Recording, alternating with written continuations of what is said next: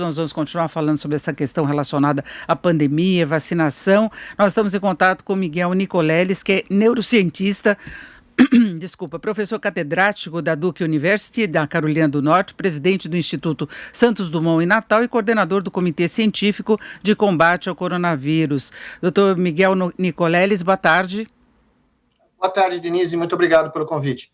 Eu que agradeço a sua participação. Eu queria sua avaliação em relação a toda essa situação que o Brasil está vivendo. Tivemos impasses em relação ao tratamento do coronavírus, tivemos impasse em relação às vacinas, agora atraso no fornecimento dos insumos e dúvidas quanto à capacidade de o país seguir adiante com aquele cronograma de vacinação, que foi um cronograma estabelecido às pressas, depois que se disponibilizou a Coronavac.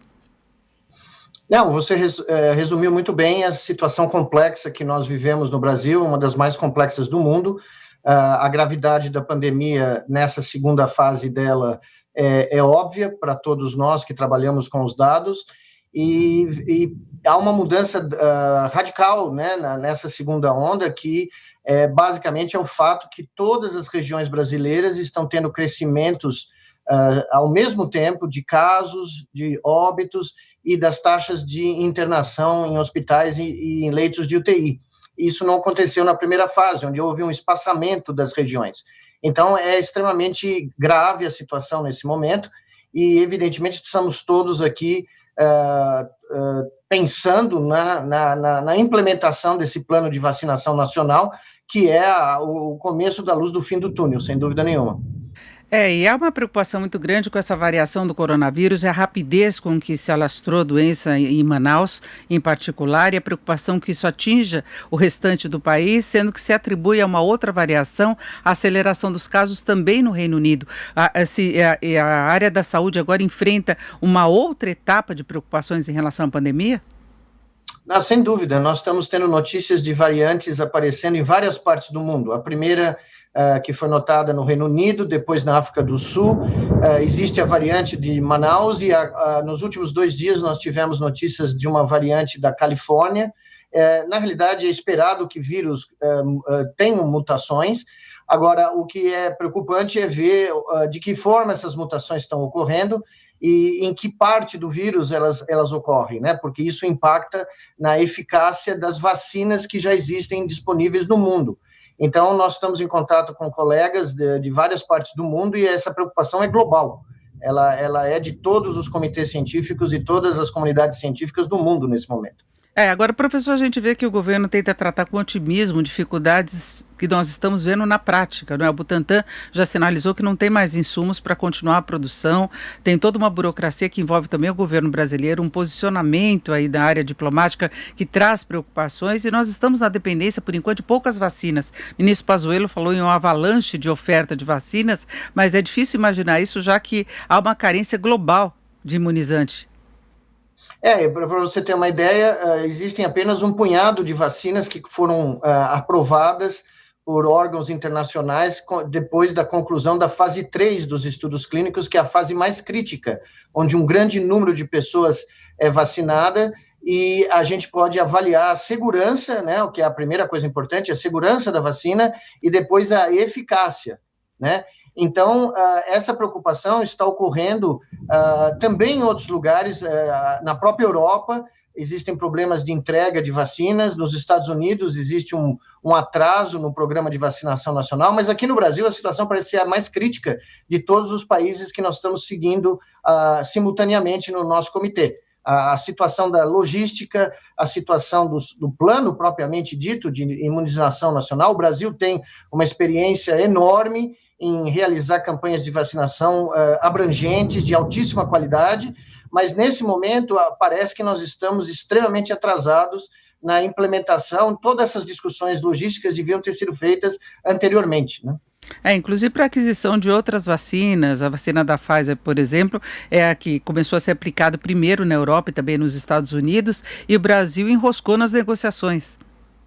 A vacina da Pfizer, da Moderna, né, estão sendo aplicadas na Europa, nos Estados Unidos. Essas negociações aparentemente já existiam, e uma das recomendações que nós fizemos no nosso comitê foi que todas as vacinas que se provassem eficazes e seguras por organismos regulatórios internacionais de grande reconhecimento mundial, como o CDC europeu, o FDA americano, deveriam ser consideradas no rol das vacinas a serem usadas no Brasil e submetidas, evidentemente, à aprovação emergencial da Anvisa. Essa foi uma posição do nosso comitê desde o início dessas discussões, né?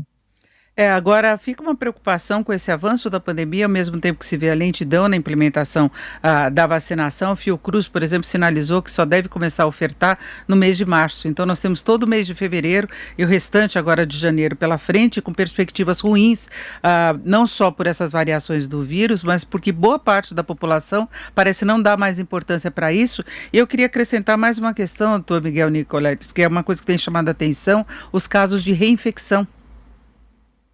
Não, sem dúvida, é por isso que a gente tem insistido, né, a gente perde a voz em insistir que até que nós tenhamos uma campanha de vacinação ocorrendo em larga escala por várias semanas, vários meses, nós não podemos relaxar as medidas de isolamento social, de uso de máscaras, de higienização, porque continuam sendo as nossas únicas defesas para impedir o alastramento e a transmissão, inclusive dessas novas variantes, que nós já sabemos têm uma capacidade de infecção maior, né? Então, para vocês terem uma ideia, hoje o presidente americano já decretou o uso obrigatório de máscaras nos prédios públicos, nas repartições públicas federais dos Estados Unidos, em todo o país, e na Europa, Alemanha, Espanha, Inglaterra, França, já tinham tomado essas medidas. Então, a gente mostra claramente que antes da campanha de vacinação no Brasil a ter atingido, né, nos próximos meses, um nível muito grande de pessoas vacinadas, nós não podemos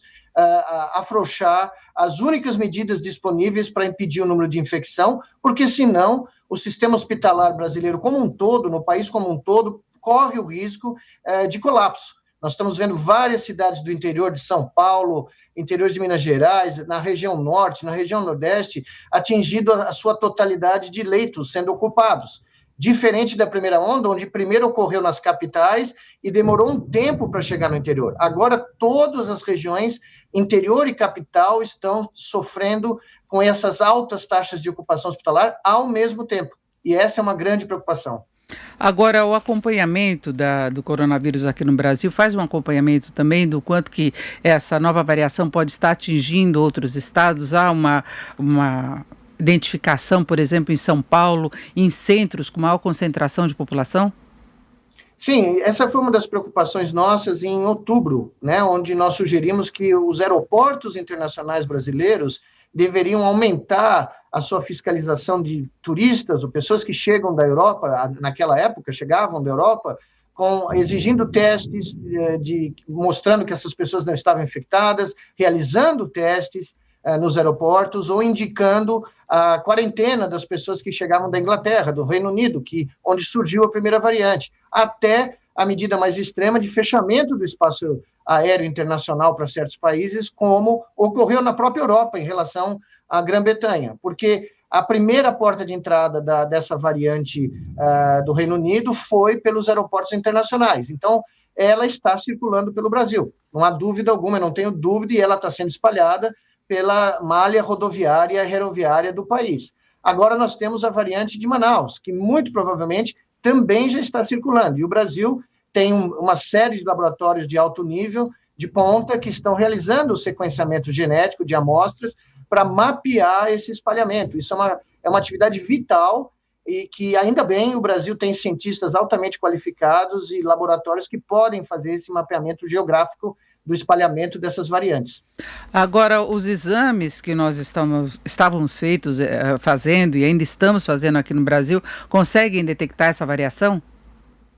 Eles conseguem detectar se você está infectado, né? Você tem que fazer o sequenciamento para saber, a partir do material genético, qual é a variante que está infectando. E nós temos a possibilidade agora, como nós discutimos no nosso comitê, de uma outra forma de testagem, que é a testagem de antígeno, que pode ser feita rapidamente e pode ajudar na substituição ou num esforço de testagem aumentado em paralelo aos testes que já existiam, né? O mundo inteiro está fazendo essa transição e o Brasil também tem a condição de fazer, mas teria que fazer rapidamente, evidentemente. Essa testagem é diferente? Como é que ela é feita? Ela é uma testagem mais rápida, né, que permite você mapear muito mais rápido que o teste de PCR, RT-PCR, um paciente infectado. Então, ela pode ser feita em vários lugares, pode ser feita em aeroportos, escolas, lugares de trabalho, pode ser feito muito mais facilmente. E isso está sendo discutido, né, em todo o mundo e, evidentemente, no Brasil também. Agora, professor Miguel, qual que é a diferença em termos de contágio dessa variação? A pessoa que toma cuidado tradicionalmente, seguindo os protocolos, que se cuidou até agora, ela tem o mesmo tipo de proteção em relação a essa variação? Como é que ela pode ser atingida com mais facilidade?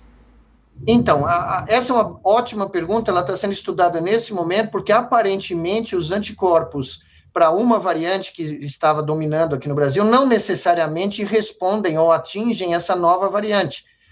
Surgiu, inclusive, um estudo recente, nos últimos dias, mostrando que a nova variante britânica existiu uma redução de até 8 vezes no poder de anticorpos para atingir essa variante, para neutralizar essa variante.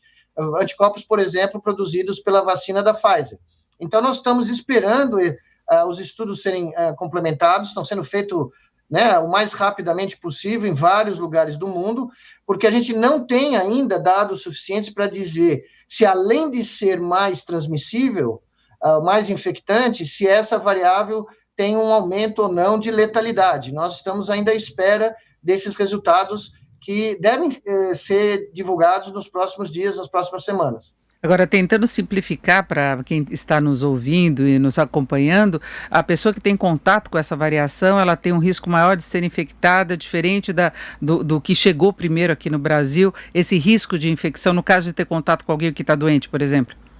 Isso é o que foi demonstrado na variante do Reino Unido, na variante da África do Sul, e parece ser o caso na variante aqui de Manaus. Existe uma nova variante da Califórnia, que nos últimos 2 dias tem ganho atenção do mundo, a imprensa americana está falando muito dela, e nós estamos aqui também apreensivos, porque, evidentemente, a possibilidade dela se espalhar pelo mundo e chegar no Brasil também é real.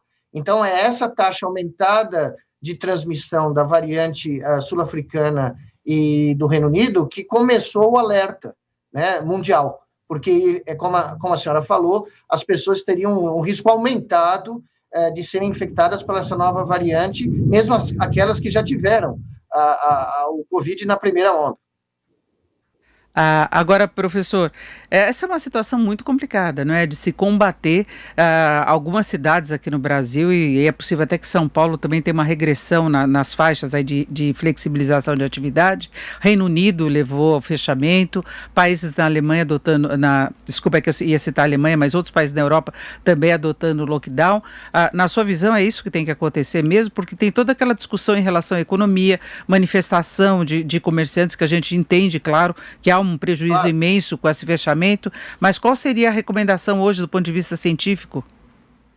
Bom, a gente entende, como a senhora colocou, todo o drama, né, dos pequenos comerciantes, da economia não poder resistir sem apoio federal aos fechamentos mais rígidos, mas o comitê inglês, que é um dos maiores do mundo, mais respeitado do mundo, foi à televisão inglesa e basicamente falou para o povo inglês, para o Reino Unido inteiro, que se a Inglaterra, o primeiro-ministro não fechasse o país naquele momento, o sistema hospitalar inglês público entraria em colapso em 2 semanas.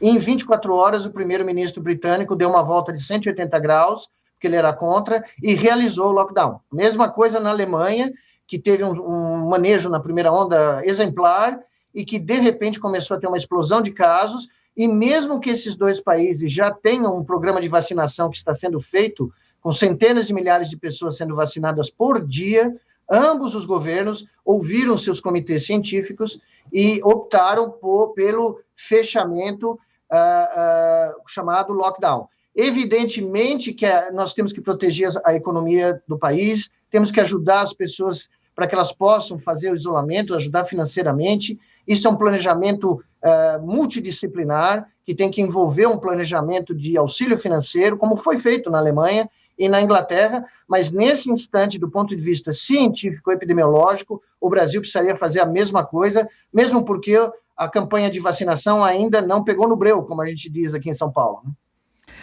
Exatamente. Estamos ainda na expectativa que tenhamos, de fato, uma campanha mais acelerada de vacinação. Ouvimos Miguel Nicoleles, que é neurocientista, professor catedrático da Duke University na Carolina do Norte, presidente do Instituto Santos Dumont em Natal e coordenador do Comitê Científico de Combate ao Coronavírus. Professor Miguel, muito obrigada. Uma boa tarde. Boa tarde, muito obrigado pelo convite.